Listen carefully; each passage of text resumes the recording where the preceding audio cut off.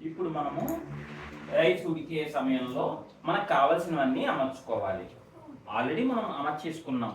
Capsicum, carrot and బఠానీ, పచ్చిమిర్చి. వీటితో పాటు ఇంకేమేమి కావాలో చూద్దాం.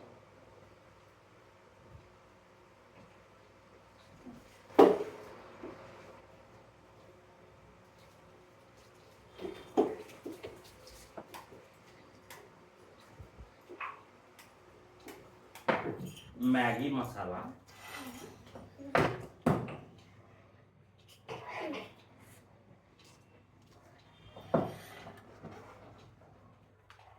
సాల్ట్,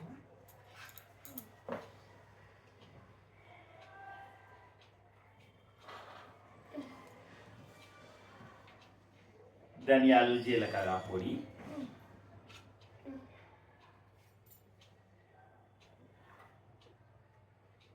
అవసరం అనుకుంటే కలపడానికి కొద్దిగా కారం.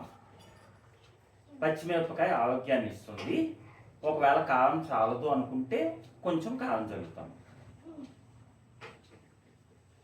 రైస్ ఉడికిన తర్వాత మనం ఇవన్నీ కట్ చేయడం స్టార్ట్ చేస్తాము. ఓకే,